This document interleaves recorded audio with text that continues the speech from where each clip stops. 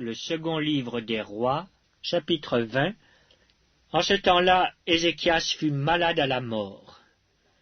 Le prophète Ésaïe, fils d'Amoz, vint auprès de lui et lui dit: Ainsi parle l'Éternel. Donne tes ordres à ta maison, car tu vas mourir et tu ne vivras plus. Ézéchias tourna son visage contre le mur et fit cette prière à l'Éternel. Ô Éternel, souviens-toi que j'ai marché devant ta face avec fidélité et intégrité de cœur, et que j'ai fait ce qui est bien à tes yeux. Et Ézéchias répandit d'abondantes larmes. Ésaïe, qui était sorti, n'était pas encore dans la cour du milieu lorsque la parole de l'Éternel lui fut adressée en ces termes. Retourne, et dis à Ézéchias, chef de mon peuple.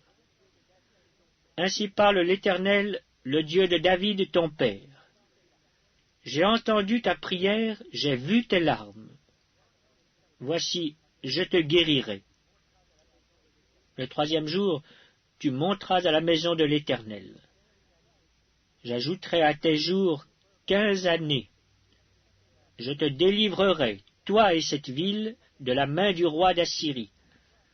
Je protégerai cette ville à cause de moi, et à cause de David, mon serviteur. Ésaïe dit, prenez une masse de figues. On la prit, et on l'appliqua sur l'ulcère. Et Ézéchias guérit. Ézéchias avait dit à Ésaïe, à quel signe connaîtrai-je que l'Éternel me guérira et que je monterai le troisième jour à la maison de l'Éternel? Et Ésaïe dit, voici, de la part de l'Éternel, le signe auquel tu connaîtras que l'Éternel accomplira la parole qu'il a prononcée. L'ombre avancera-t-elle de 10 degrés ou reculera-t-elle de 10 degrés? Ézéchias répondit, c'est peu de chose que l'ombre avance de 10 degrés, mais plutôt qu'elle recule de 10 degrés. Alors Ésaïe le prophète invoqua l'Éternel, qui fit reculer l'ombre de 10 degrés sur les degrés d'Akaz où elle était descendue. En ce même temps, Bérodac-Baladan, fils de Baladan, roi de Babylone, envoya une lettre et un présent à Ézéchias, car il avait appris la maladie d'Ézéchias. Ézéchias donna audience aux envoyés, et il leur montra le lieu où étaient ces choses de prix, l'argent et l'or, les aromates et l'huile précieuse, son arsenal, et tout ce qui se trouvait dans ses trésors.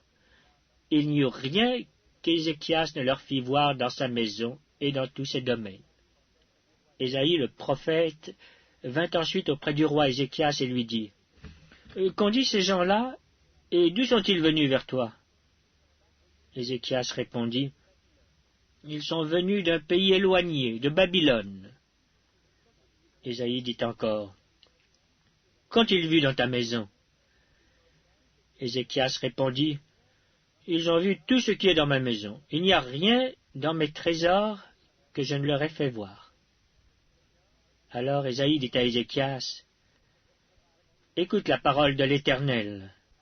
Voici, les temps viendront où l'on emportera à Babylone tout ce qui est dans ta maison et ce que tes pères ont amassé jusqu'à ce jour.